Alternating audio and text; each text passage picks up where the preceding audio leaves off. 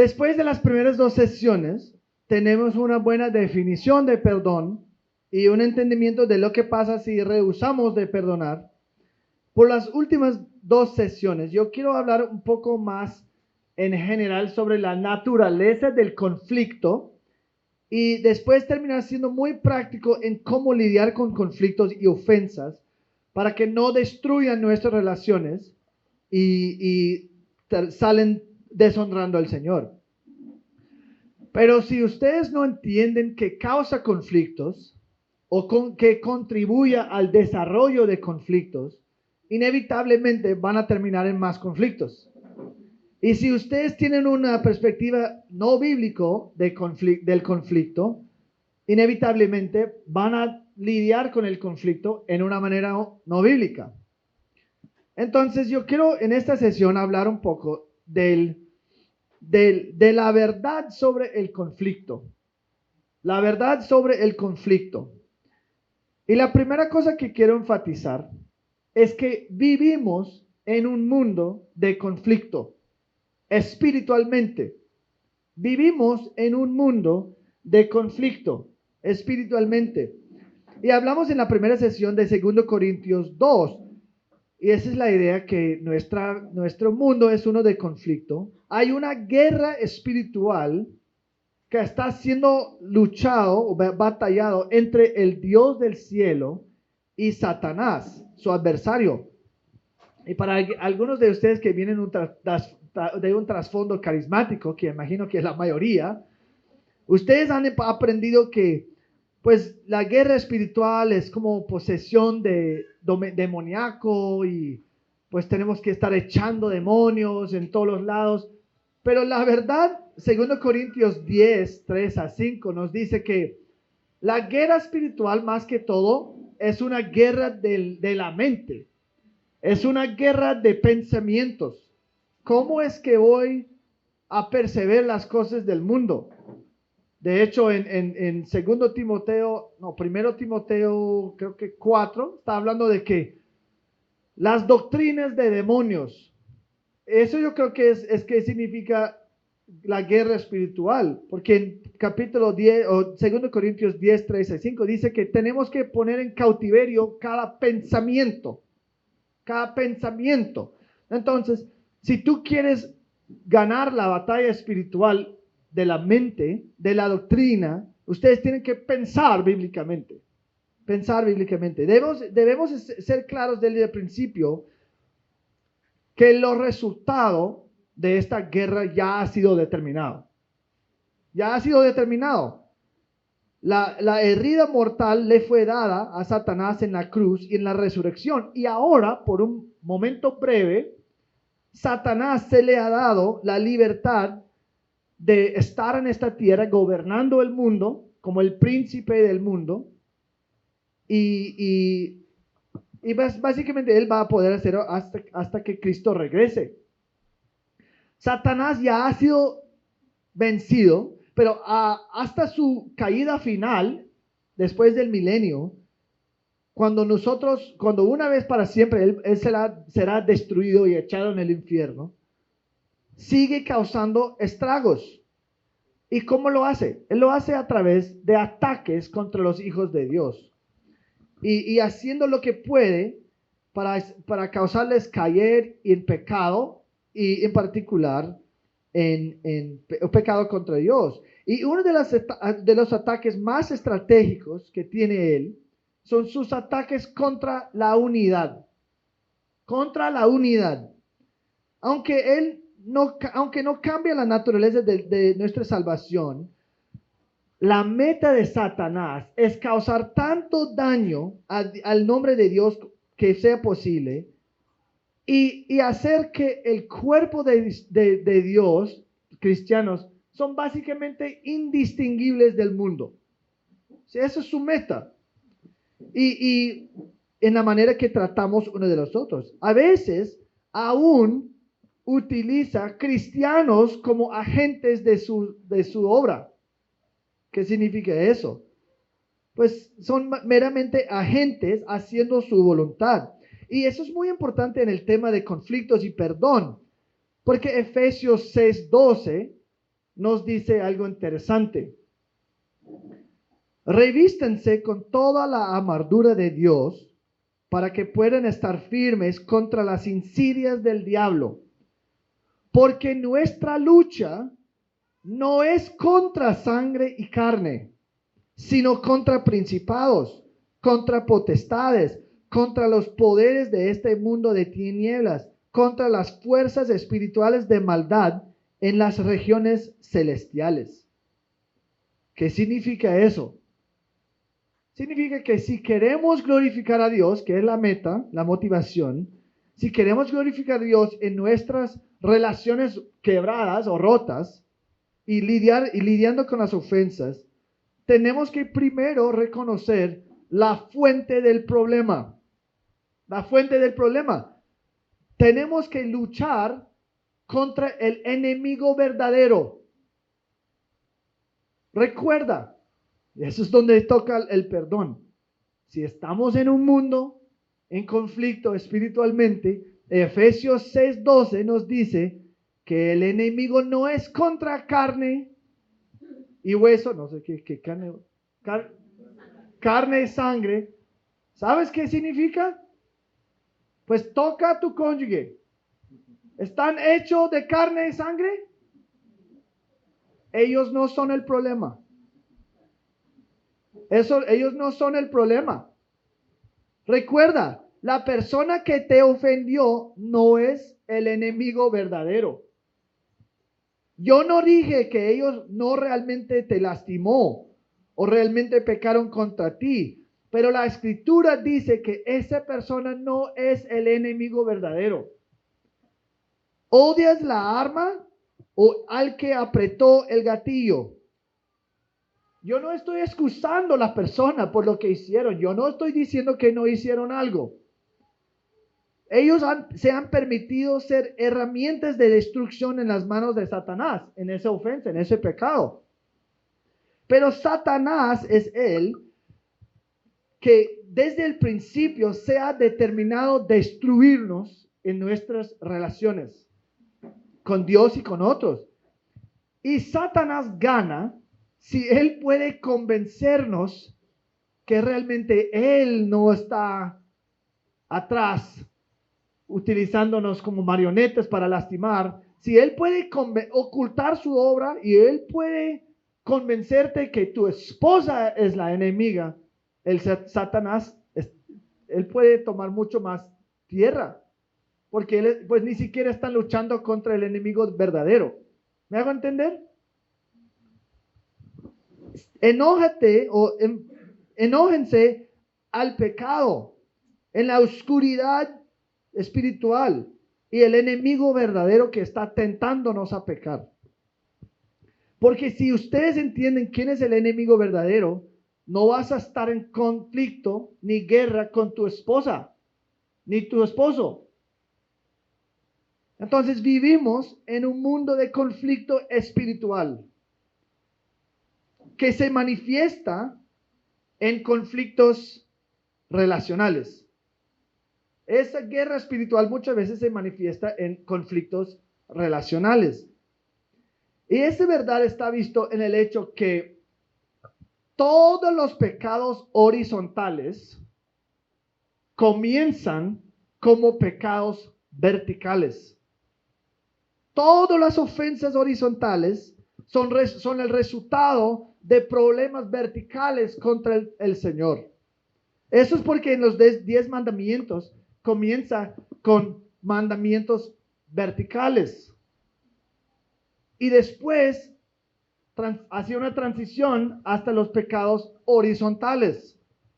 Porque si ustedes están fallando en los primeros mandamientos, pues seguramente van a comenzar a pecar contra otros, adulterio, robar y todos los otros mandamientos.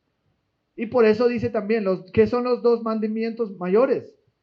Primero, ama al Señor y después, ama a tu prójimo. Porque si tú no amas al Señor primero, vas a pecar contra tu prójimo. Nosotros tenemos que entender eso. Todos los problemas horizontales, es decir, en el sentido de con otros humanos, comienzan primero con problemas verticales, problemas con Dios. Eso es muy importante cuando estamos lidiando con las ofensas y pecados de otros. Los pecados de otros contra ustedes no son ataques personales. No son ataques personales, aun si tú eres la víctima de sus pecados. No son personales porque el pecado principalmente es siempre contra Dios, pero afecta a otros. Y si nosotros vemos los pecados de otros como principalmente contra nosotros y no contra Dios, entonces vamos a tomar esas ofensas súper personales.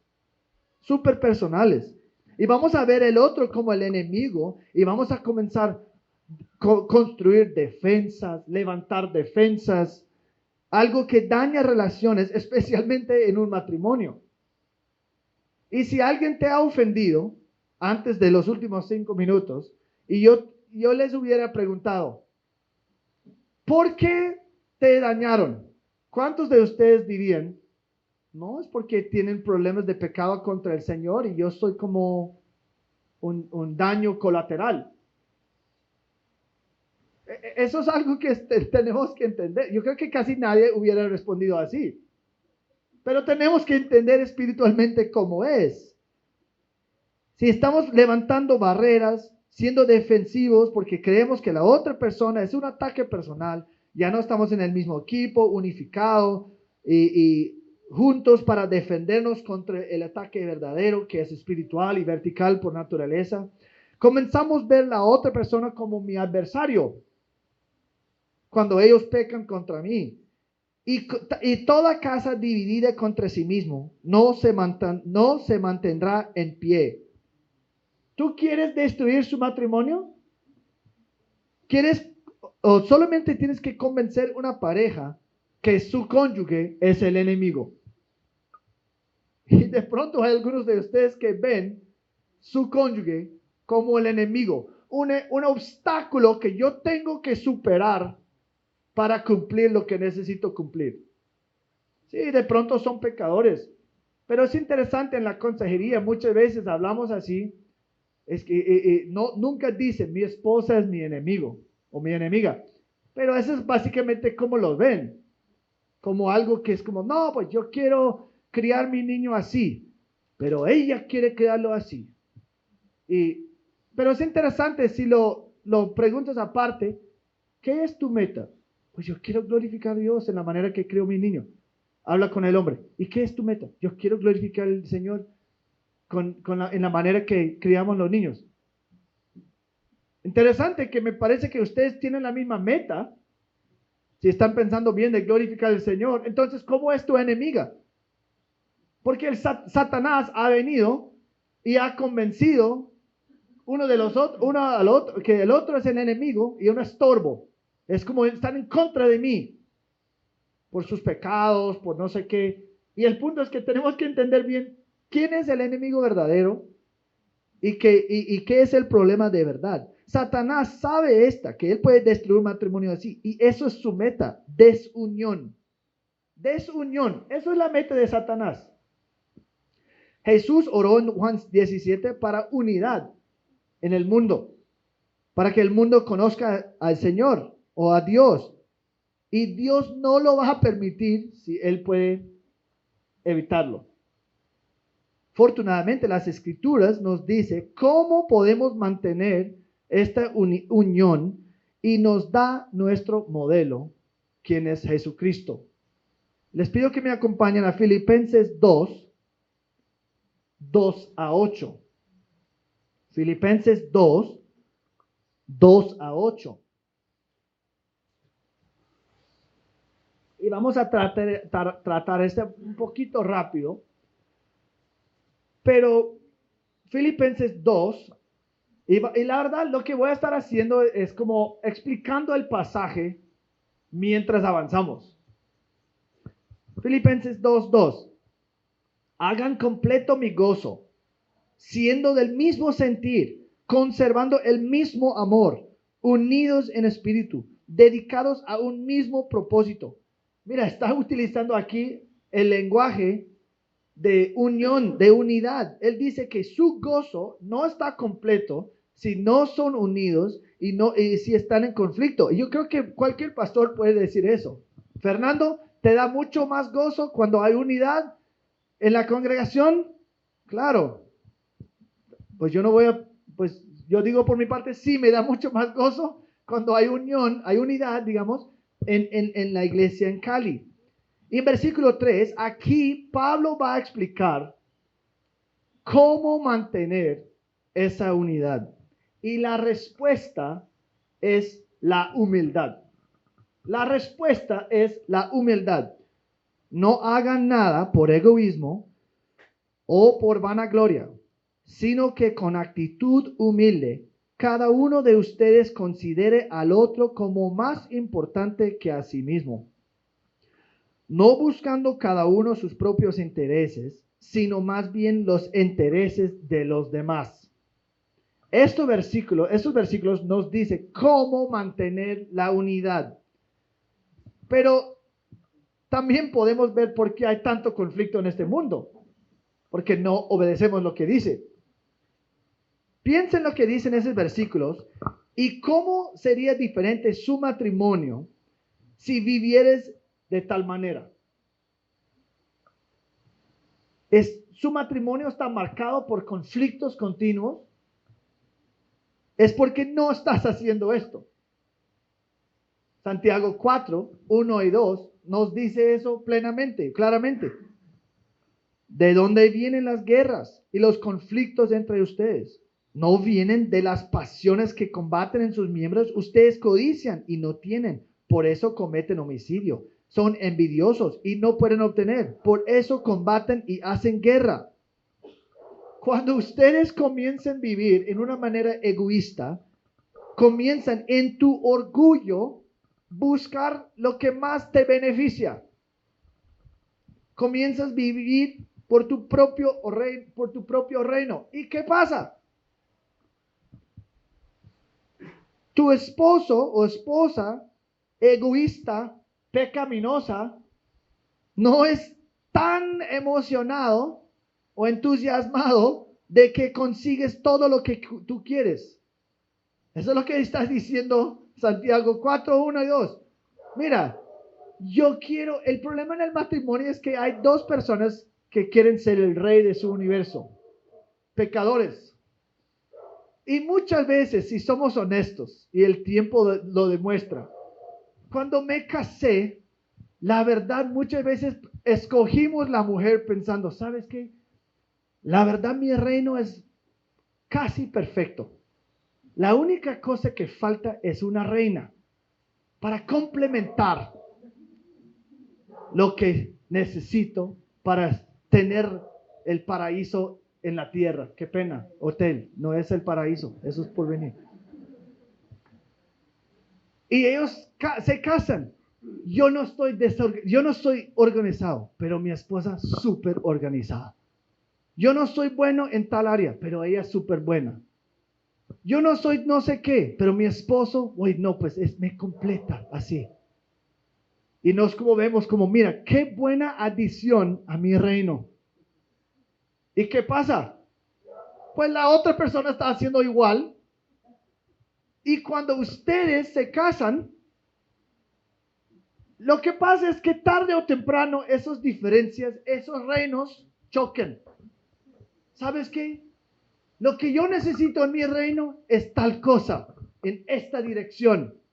Y justamente en ese momento, mi esposa dice, ¿sabes qué sería lo máximo para mi reino? Esta cosa aquí. Pues mira, ¿qué pasa, reina? Tú estás aquí para aumentar y mejorar mi reino. No estás aquí para darme problemas o viceversa. Y lo que pasa es que hay choques porque mis deseos egoístas chocan contra los deseos egoístas de la otra persona. Porque somos dos pecadores con nuestros propios reinos, con nuestros propios deseos pecaminosos y tarde o temprano van a chocar. ¿Por qué? Porque la esposa de Javier no está tan entusiasmada de avanzar su reino como él. Y él no es tan entusiasmado que ella avance su reina o su reino que ella. Y eso va a terminar en choques. Eso va a terminar en conflictos. Eso es lo que está diciendo Santiago 4, 1 y 2. Filipenses 2, 5. Aquí Pablo nos da un ejemplo de que acabo de explicar en versículos 3 y 4. Y su ejemplo es Jesús, quien perfectamente puso en práctica versículos 3 y 4. Haya pues en ustedes esta actitud que hubo también en Cristo Jesús. Y en versículo 6, Jesús modeló su humildad en dos maneras. En versículo 6, vemos que Dios o Jesús en la encarnación rehusó reclamar sus derechos o rehusó clamar sus derechos. Dice, el cual, aunque existía en forma de Dios, no consideró el ser igual a Dios como algo a que aferrarse. Eso significa que cuando él estaba en la tierra, Jesús no insistió estar tratado en una manera que él era digna de estar tratado. Él es Dios, pero él no insistió en un trato correcto. Él no requirió que todas las personas le sirvieran. Si todos están insistiendo en sus derechos, aun si son buenos, no vamos a tener unidad. No vamos a tener conflictos. Aun si los derechos son buenos. ¿Sabes que una de las mayores maneras que se manifiesta en el matrimonio? Escucha bien. Cuando esposos leen Efesios 5, 22 a 24. Y ellos busquen una manera que su esposa se aplique eso. Que los apliquen. Y cuando las esposas leen el pasaje para sus esposos, Efesios 5, 25 a 30, y busquen que su esposo los aplique. Seamos honestos, cada uno de nosotros hemos hecho eso. En vez de enfocarme en Efesios 5, 22 a 24, que es para mí, es más fácil ver lo que mi esposo no está haciendo y decirle que, mira, el Señor dice que tú tienes que hacer eso. Y comenzamos a insistir en mis derechos. Son buenos. Mi esposo debe hacer eso. O las esposas leen capítulo 20, versículo 25 y 30 y comienzan a pensar, mira, ámame como Cristo amó la iglesia. Y tú no estás amándome, como comenzamos a reclamar nuestros derechos. Tú no me estás amando como Cristo amó la iglesia. Tranquilo, ese pasaje no es para ti. Ese pasaje es para tu esposo, de Dios, no de ti. Y si eres un esposo, exiges que tu esposa te somete y te respeta. Pues sí, la Biblia manda eso a las esposas. Pero si tú como esposo no estás listo a renunciar este derecho que tú crees que tienes de estar tratado así, no estás siendo humilde y vas a tener conflictos. Y si esposas, si están exigiendo que tu esposo te ame de cualquier manera, como Cristo amó la iglesia, sí, la Biblia demanda que los esposos traten a sus esposas así. Pero si tú no estás dispuesto a renunciar el derecho de estar tratado así, tú no eres humilde y tú vas a tener conflictos. ¿Es bueno para un esposo amar a su esposa así? ¿Y es bueno para una esposa someterse a su esposo así? Claro. Pero ¿cómo vas a responder si eso no pasa? ¿Cómo van a responder si eso no pasa y tú no recibes eso? Por eso decimos que necesitamos ser como Jesús. Él renunció su derecho de estar tratado como debe haber estado tratado. También Jesús vino como ser un esclavo. Reversando un poquito. al punto anterior. La meta de cada uno de nosotros tiene que ser glorificar a Dios en mi matrimonio. Sea lo que sea con la otra persona en el matrimonio. Si mi esposo no me ama como Cristo, ¿eso es una excusa a pecar? No. Yo tengo que glorificar a Dios en mi matrimonio, o sometiéndose o amando a mi esposa así. No importa lo que hace la otra. Yo no voy a estar delante del Señor en el juicio y Él va a decir, ¿y por qué tú nunca te sometiste a tu esposo? Ay, Dios, pues gracias por preguntarme eso. Porque ese tipo, ese malandro nunca me amó como Cristo amó la iglesia. ¿Y qué va a decir Jesús? ¿Y tú crees que eres víctima de tu desobediencia? Sí. No. Tú tenías tus mandatos, ¿por qué no los obedeciste? No, pero ¿por qué él? Cada uno será juzgado por lo que hacen ellos. Y eso te golpea, eso es un choque para ti. Prepárense para el domingo, porque mi sermón el domingo es que tú nunca eres víctima de lo que tú haces. Y vamos a hablar de la victimización y la responsabilidad personal. No van a querer perder eso. Entonces Jesús no solamente vino para renunciar sus derechos, también vino como esclavo para servir. Versículo 7. Sino que se despojó a sí mismo tomando forma de siervo o esclavo.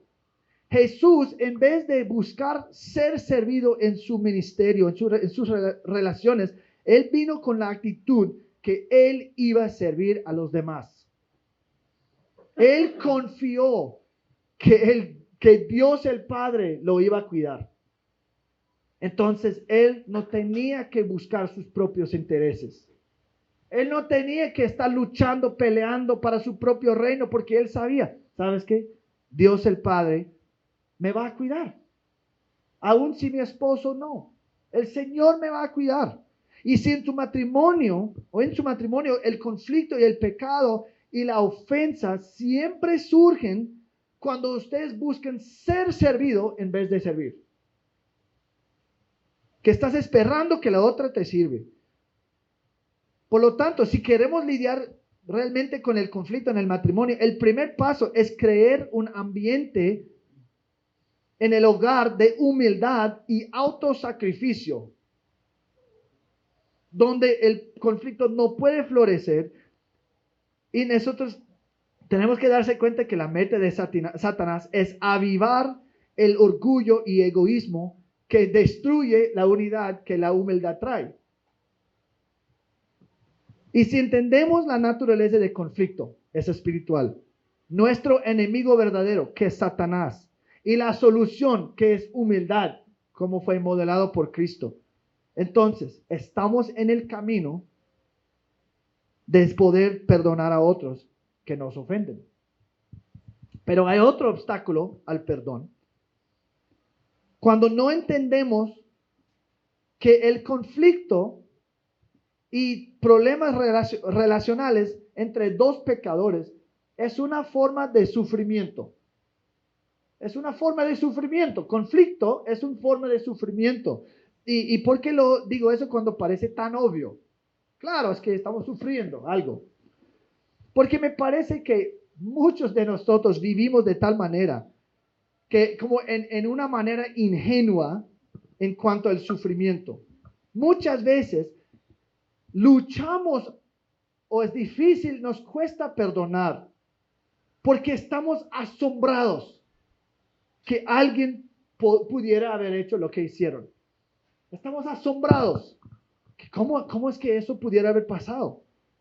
Y muchas veces yo creo que vemos ofensas como más graves que son, porque nosotros no tenemos una teología bíblica del sufrimiento. A veces la ofensa se hace peor Porque es el sufrimiento que viene de la ofensa que es lo que realmente nos ofende tanto. Dificultad es parte de vivir en un mundo caído. Sufrir es parte de qué significa ser un cristiano. Vivimos en un mundo caído. Mi matrimonio no es perfecto. Dos pecadores viviendo juntos van a surgir temas de sufrimiento. ¿Por qué nos sorprende tanto? ¿Por qué nos sorprende tanto? No debemos estar sorprendidos cuando una ofensa sucede. Algunas verdades breves para ayudar aquí.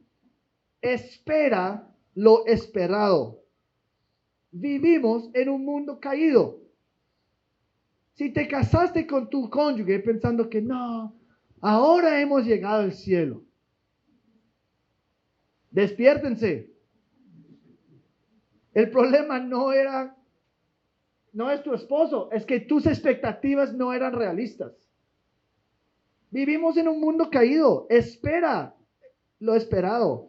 Si vivimos vidas fáciles y superficiales, entonces nuestras relaciones con el Señor serán superficiales. Dificultades, ya sean autoinfligidas o no, nos muevan a una relación más profundo, un conocimiento más profundo de Cristo y su misericordia. Tenemos que entender el sufrimiento y la dificultad es parte de la vida. Eso así, ¿no? Es que muchas veces realmente lo que me molestó no es que mi cónyuge hizo algo. Es que ahora eso causó un poco de sufrimiento en mi vida. Y eso no aguanto. Porque mi Dios es la comodidad. Y estás destruyendo mi reino que estoy construyendo mi vida. Cuando tú no eres un buen esclavo de mi reino.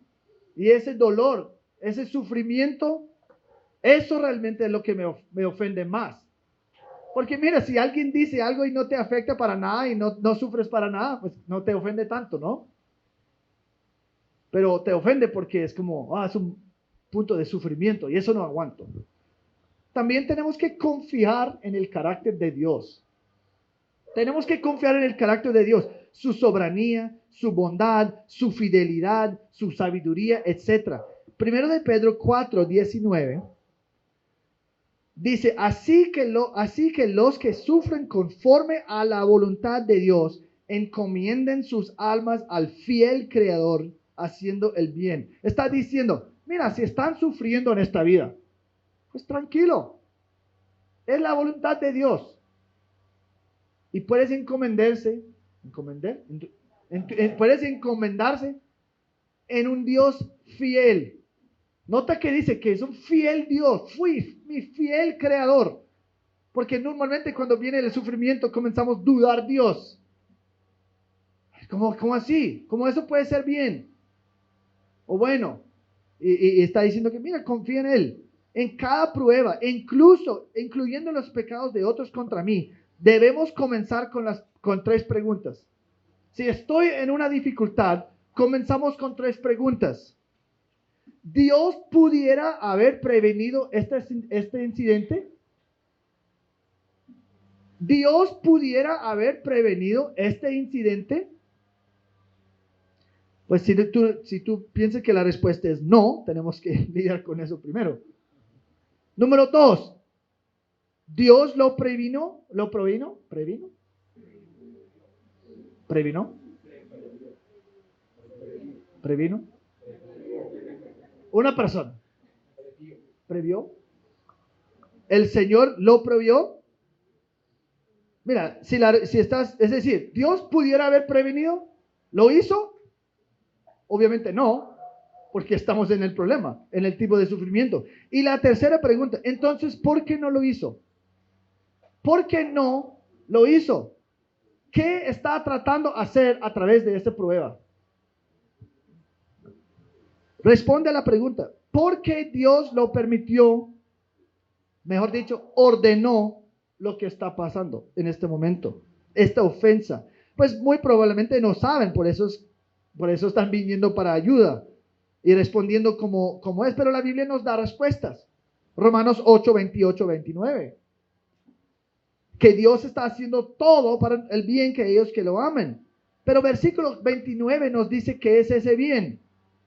Está formándonos en la imagen del Señor.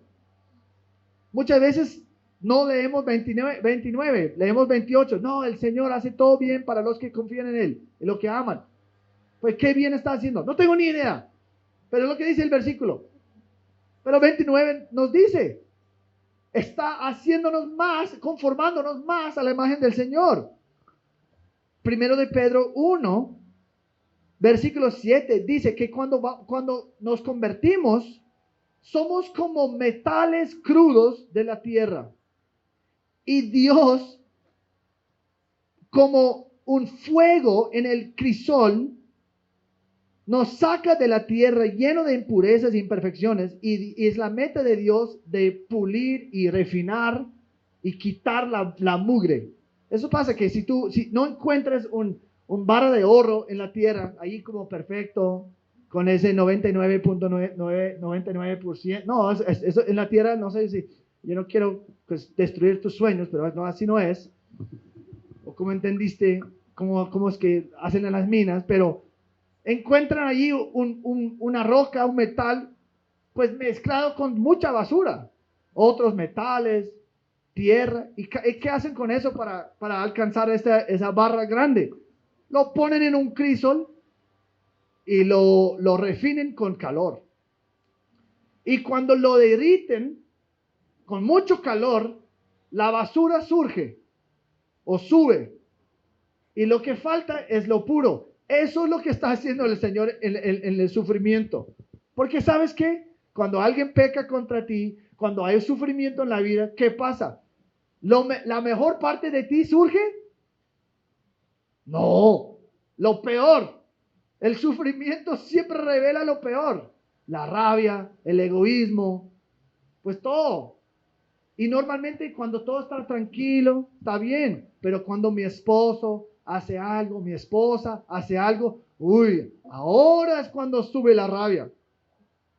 Eso es un diseño de Dios para mostrarte que no has llegado aún. Y tenemos que tratar con eso.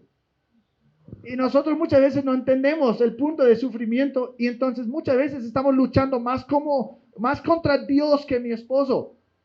Que yo no quiero sufrir. Yo no quiero nada. Solo la comodidad. Dios quiere refinar los corazones. Y como ustedes responden al sufrimiento, incluyendo los pecados de otros contra ti, revela algo de tu corazón. Dios es mucho más preocupado por su santidad que tu felicidad. Dios es mucho más preocupado por su santidad que su felicidad. Él diseña circunstancias para ti que ustedes nunca diseñarían para sí mismos. Nunca. Y todo tiene el objetivo de traerte al final de ti mismo, porque eso es cuando comienza la justicia verdadera. Nuestro problema es que nosotros no nos gustan dificultades de cualquier manera. Odiamos el dolor, despreciamos el sufrimiento. Hay muchos de nosotros que preferimos tener una vida fácil que una vida santa. Entonces, estamos luchando contra otros, pero realmente estamos luchando contra Dios y su providencia. Estamos luchando contra el plan que Él tiene para nosotros. Yo no estoy justificando los pecados de otros. Escúcheme bien, no estoy diciendo que, pues la persona pecó contra ti, no importa. No, sí, no estoy minimizando eso. Pero estoy tratando de ayudarles a pensar bíblicamente en tu respuesta a las ofensas que inevitablemente van a venir. El Señor te va a juzgar por tu respuesta a lo que pasa. Tú no puedes controlar lo que hacen otros. Recuerda, la pregunta en el conflicto es siempre, ¿voy a glorificar a Dios yo en lo que yo hago, en lo que yo pienso, aun si la otra persona no lo hace? Porque un conflicto no es posible resolver si los dos están ahí tratando de ganar. No, yo voy a glorificar a Dios cuando ella lo hace. Y si nunca lo hace, de malas. Yo no voy a hacer, estoy esperando a ella. O yo voy a mostrar gracia a mi esposo cuando él toma la iniciativa. Pues eso no es como funciona como cristianos. ¿Y qué pasa si tu esposo o esposa es incrédulo? Jamás van a hacer lo correcto. Entonces, ¿qué? ¿Eso es una excusa de tener un malo matrimonio? Cuando estás en una prueba, puedes saber que Dios, la meta de Dios es siempre para su bien, especialmente su santificación. Y si tu meta es lo mismo que el Señor, ser más como Cristo, puedes adorar, alabar a Dios y dar gracias en el sufrimiento, porque Él es lo que está tratando de hacer, santificarles. Y una cosa que pueden hacer es abrir Gálatas 5, 22 a 23, cuando da los frutos del Espíritu y estás en un conflicto y pues, revisa los frutos del Señor. Amor, gozo, paciencia y todo eso. Y tú lo revises. Pues en este conflicto, falta de amor, falta de paciencia, falta de gozo. Pues mira, eso es un buen lugar. Eso es algo que el Señor está tratando de hacer en ese momento. Porque está revelando lo que no eres, que debe ser. Entonces, si falta completamente la paciencia con mi esposa, seguramente eso es un pedacito de lo que el Señor está tratando de tratar. Porque ese es el fruto del Espíritu Santo y tú no estás produciendo ese fruto. Y hay mucho en el proceso de perdón que tiene que ver con la confianza. Normalmente, nuestra confianza con la otra persona está dañado en una ofensa, porque la relación ha sido dañado. Muchas veces pensamos que ha sido dañado irreparablemente. Pero confianza tiene más que ver con confiar en Dios que confiar la habilidad de la otra persona para nunca ofenderme más en el futuro. ¿Realmente cree lo que la Biblia dice? ¿Creo que Dios es conmigo y tiene mi mejor en su mente? No solamente confiamos en el carácter de Dios, y eso es clave en el perdón, confiamos en la venganza y la justicia de Dios. Confiamos en la venganza y la justicia de Dios. Detrás de casi toda amargura y falta de perdón es un sentido de un percibido injusticia. ¿Me hago entender? Que no, yo percibo que hay una injusticia acá. Por eso estoy enojado y amargado. Y yo no puedo perdonar porque se saldrán con la suya y ellos no van a aprender. Si yo lo perdono, no van a aprender de lo que hicieron. O ellos merecen sufrir por lo que hicieron. Y es mal, es injusto si no sufren por lo que hicieron a mí. Y de pronto no decimos esto, pero el hecho que estamos rehusando perdonar lo demuestra. Una vez más, Jesús es nuestro modelo perfecto. Primero de Pedro 2, 21 a 24. Él, cual no cometió pecado, ni engaño alguno se halló en su boca, y quien cuando le ultrajaban, no respondía ultrajando, cuando padecía, no amenazaba. Y aquí es como, eso es por qué. Él no respondió en pecado, ¿por qué? Se encomendaba a aquel que juzga con justicia. Él está diciendo, yo no tengo que responder. El Señor va a juzgar a esa persona. Yo puedo confiar completamente en la venganza del Señor. Entonces no hay necesidad de responder. Aun si no se arrepienten. Jesús no mereció nada, ningún maltratamiento, ningún rechazo, pero Él sufrió muchísimo más que nosotros. Él era inocente, no como nosotros. ¿Y qué fue su respuesta? Confió su Padre, que su Padre cuidaría, Él estaría o cuidaría la venganza y justicia, entonces Él no tendría que hacerlo. Dios vengará, 2 Tesalonicenses 1, 5 y 6. Dios lo vengará. Y aunque de eso de pronto no parece tanta consolación, Eso es como Dios mismo, Él es lo que instruyó a Israel en Deuteronomio 32, versículo 35. Mía es la venganza y la retribución, y si a su tiempo el pie de ellos resbalará, porque el día de su calamidad está cerca, y se apresurará lo que está preparado.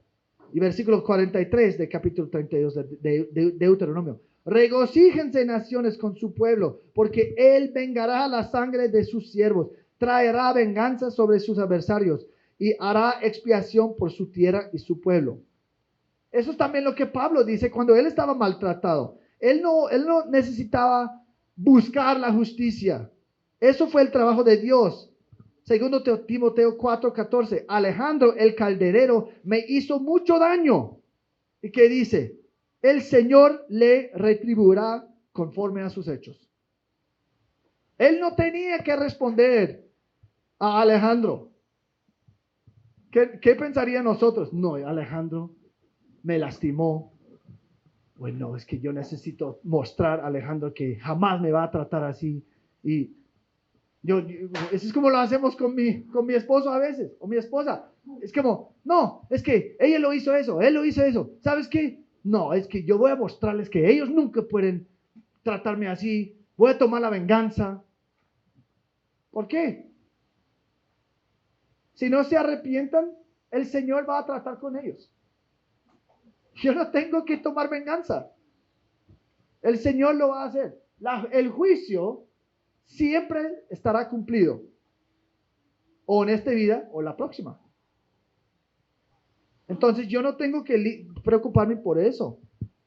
Dios tiene el infierno, que es muchísimo peor que cualquier venganza que yo puedo tomar. Y de pronto tú puedes decir, no, yo mandaré a mi esposo al infierno por 1,000,000 años por ese adulterio que cometió contra mí. Pero después de 1,000,000 años, el infierno está apenas calentando. Entonces, el Señor va a cuidar con ellos que nos dañan, que nos ofenden. No tenemos que pensar, no, es mi responsabilidad tomar la venganza. No, él lo va a hacer mucho mejor que nosotros. Y si son cristianos, Él ya lo hizo contra Cristo en la cruz. Él ya lo hizo. Ya castigó a Jesús por lo que hizo tu esposa. Si es creyente. Tremendo. Transición. Con un mayor entendimiento de por qué ocurren los conflictos y cómo nuestra perspectiva no bíblica de conflicto normalmente los exacerba, es tiempo de hablar de qué pasa cuando ya estamos en conflicto. Ahora entramos en parte más práctica.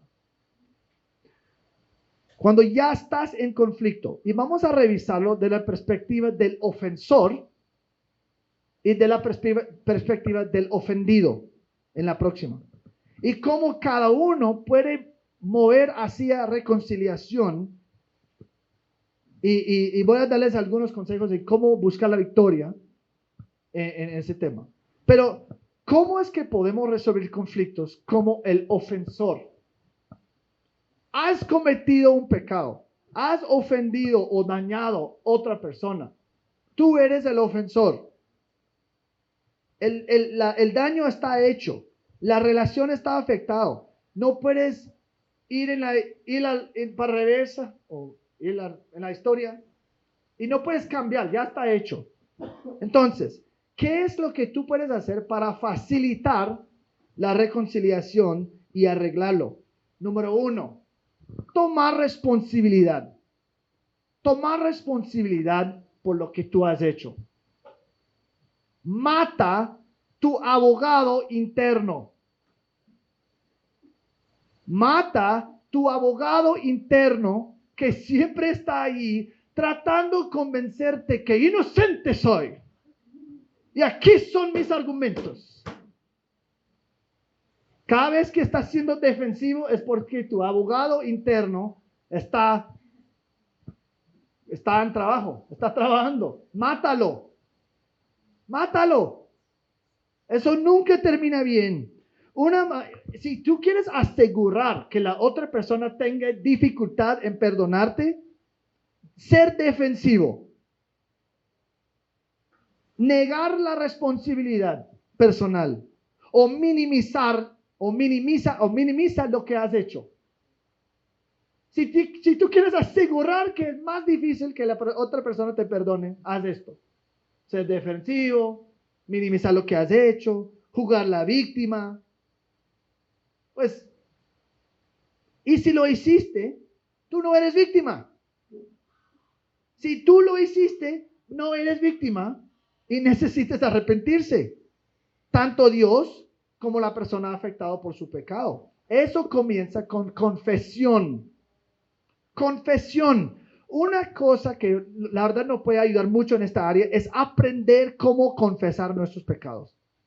Aprender cómo confesar nuestros pecados. Confesión es un regalo precioso de Dios que Él nos ha dado para el proceso de reconciliación. De hecho, no hay un cambio que se produzca en una relación que no comienza con la confesión. Aquí son 7 pasos a la confesión del ministerio pacificadores.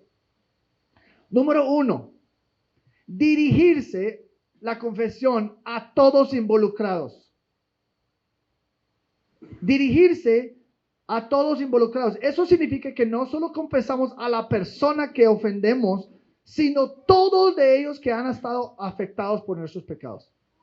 Eso, por ejemplo, si he pecado contra mi cónyuge y mis niños estaban ahí como testigos de la guerra en el hogar, yo necesito también confesar a ellos para que ellos puedan saber que yo reconozco mis pecados. Si el pecado fue público, la confesión tiene que ser público. Eso es importante. He tenido que hacer eso. Niños, yo necesito pedir perdón porque lo que dije a tu mamá no fue adecuado. Pues eso es vergonzoso. Pero, o varias veces que mi niño hace un berrinche. Eso es algo que yo trato de enseñar a mis niños ya. Si tú hiciste un berrinche enfrente de todas las personas que estaban en la casa, tú necesitas pedir perdón de todos. ¿Cómo así? No, eso me da mucha pena, pero no te diste pena pecar. No te diste...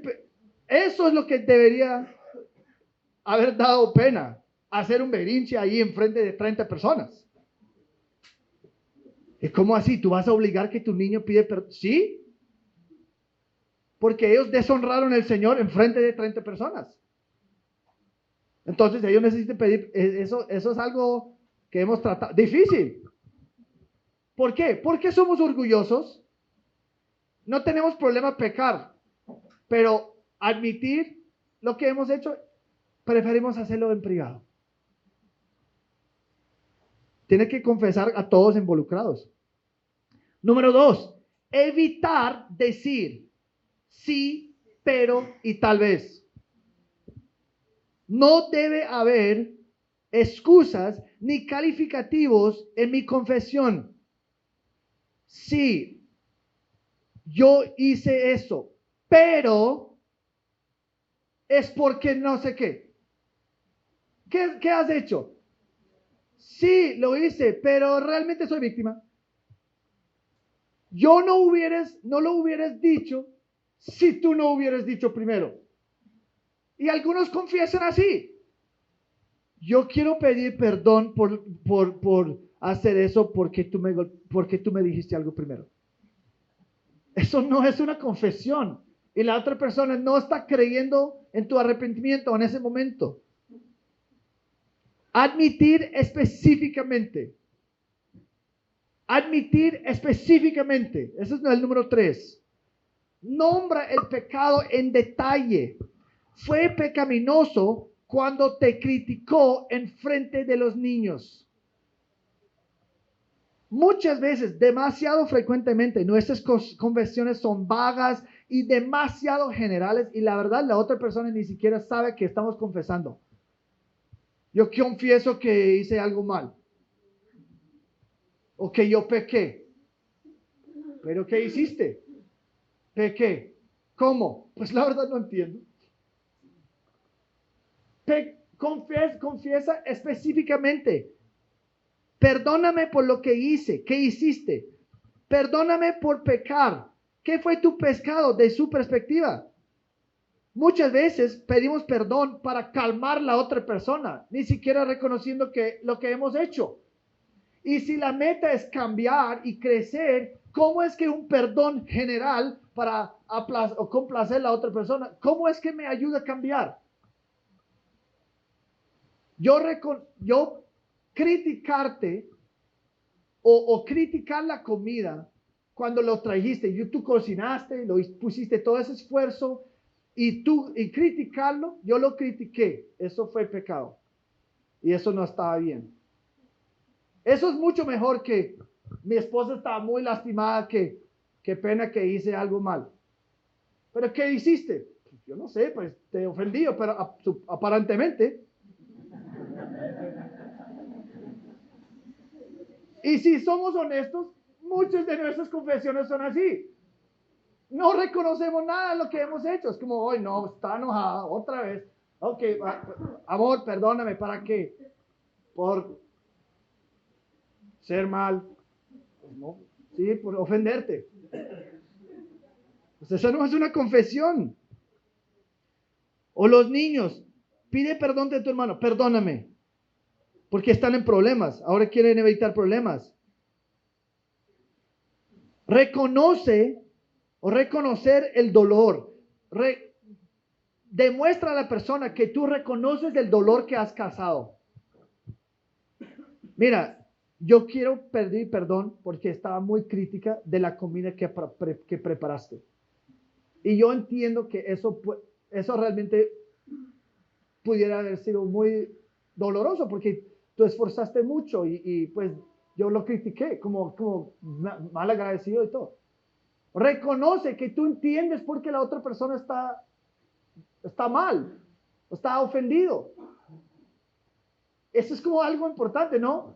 Yo reconozco que cuando dije eso, pues yo entiendo que eso tenía que haber avergonzado mucho y eso no está bien. Reconoce el dolor. Acepta las consecuencias. Ese es el próximo. En vez de estar más preocupado de lo que tu pecado te va a costar, haga saber a la otra persona que tú entiendes que mereces las consecuencias y estás dispuesto a avanzar a pesar de ellas. Vamos a hablar más de consecuencias después. La próxima. Cambia su comportamiento. Cambia su comportamiento. Eso de pronto puede implicar dejar que la otra persona sepa específicamente cómo tú vas a cambiar en el futuro.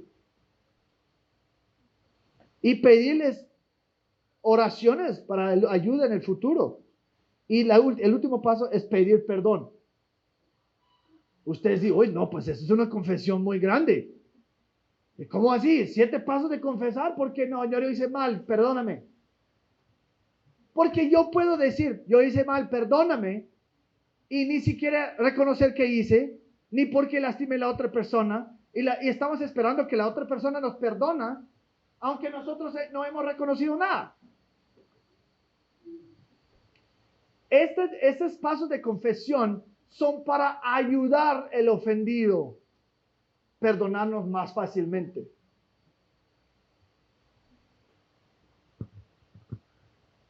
Al seguir estas pautas, incluso al nombrar nuestros pecados específicos, estamos mostrando a la otra persona que entendemos exactamente cómo hemos pecado contra ellos y para lo que estamos buscando perdón. Perdóname, ¿para qué? Pues la verdad no sé. Perdóname por tal cosa. Entonces él reconoce lo que hizo. Entonces sí, yo sé que estoy perdonando. Pie página. Eso no es una lista que el ofendido puede utilizar. Mira, tú no confesaste específicamente. Tú no reconociste el dolor. Entonces yo no tengo que perdonarte. He conocido gente así. Uy, no, esos 7 pasos de confesión son excelentes para mi esposo. No, estamos hablando con los ofensores en este momento. Si tú eres el ofendido, tapa tus oídos. No estoy hablando con ustedes. No, ese tipo tapando los oídos, como no es ofensor en nada. Pero el punto es que hace que sea más fácil para la otra persona perdonarme si ellos entienden lo que están prometiendo no sacar a la luz otra vez. Porque recuerda, el perdón es una promesa. Yo prometo que no voy a sacar a la luz otra vez este pecado en contra de ti. Pero si ellos ni siquiera saben lo que están perdonando, de pronto lo van a sacar a la luz porque no saben qué era que estaban perdonando. Todo está conectado. Y probablemente la mayoría de nosotros no están acostumbrados a confesar así. Pero ¿sabes qué? No debes preocuparte que si tu cónyuge comienza a confesar así, comienza con ti mismo. Comienza con ti mismo. Y con tus niños, enseña a sus niños cómo confesar de una manera mejor. Yo lo hago con mis niños. Tú debes pedir perdón de tu hermano. Lo siento. Perdóname. ¿Para qué? No tengo ni idea. Pues tú crees que, bueno, pues, ¿qué hiciste? La golpeé en la cara. Ok, entonces, perdóname porque te golpeé en la cara y reconocer el dolor. Yo entiendo que eso realmente te lastimó. ¿Me puedes perdonar? Usted, hoy no es mucho exigir de un niño. No es. Mira, es que estamos hablando en el desayuno. Un niño sabe lo que los enseñamos. Ese puede ser natural para sus niños, que ni siquiera saben algo diferente. No, esa es la manera que confesamos. Aprovecha que son jóvenes y el mundo no ha corrompido sus mentes aún con algo que, pues perdóname. Pues en los Estados Unidos es más fácil porque dicen, lo siento, que no admiten nada. Pero aquí, pues por lo menos dicen, perdóname. Pero no están admitiendo nada que necesiten, para que necesiten perdón, pero están diciendo, perdóname. ¿Para qué? Perdóname. Entonces, no, perdóname ¿para qué? Confesar específicamente. Y nota la diferencia entre una confesión poco superficial y el modelo bíblico. Perdóname porque he hecho algo malo. Perdóname porque te ofendí. Eso es mundano. Perdóname bíblicamente. Perdóname porque he pecado contra Dios y contra ti cuando te insulté. Yo entiendo que eso debe haber sido muy dañino. Y eso no está bien. Y sabes qué, ora por mí, porque eso es una tendencia que tengo. Pero yo prometo que en el futuro voy a comprometerme de hacer mejor. ¿Me puedes perdonar? ¿Note la diferencia? ¿Y tomó qué? ¿10 segundos más? Uno se hace mucho más fácil que la otra persona reconoce. Entonces yo puedo perdonar eso. La otra es que pues no tengo ni idea que estoy perdonando, pero ok, está bien. ¿Has ofendido a alguien? En el pasado tus confesiones con tu esposo, con tu cónyuge han sido vagas y insinceros. ¿Has genuinamente arrepentido? Eso requiere humildad. Y si nuestra parte como ofensores glorificar a Dios más que todo, entonces a través de la gracia de Él podemos hacerlo así. Podemos confesar. Eso es la perspectiva del ofensor. En la próxima sesión vamos a dedicar todo el tiempo hablando de qué es la respuesta del ofendido, que es mucho más difícil. Pero por ahora oremos. Dios, gracias por esta sesión. Dios, sabemos que algunos de nosotros somos ofensores y necesitamos aprender cómo confesar. Necesitamos aprender cómo contribuir al proceso de restauración. Ayúdanos a ser humildes. Protege la unidad en nuestros matrimonios, en nuestras vidas, en la iglesia. Ayúdanos a hacer que sea fácil, más fácil para la otra persona perdonarnos, porque reconocemos y ayúdanos a matar nuestros abogados internos, que podamos ser instrumentos para la restauración en nuestros matrimonios. En nombre de Cristo Jesús. Amén.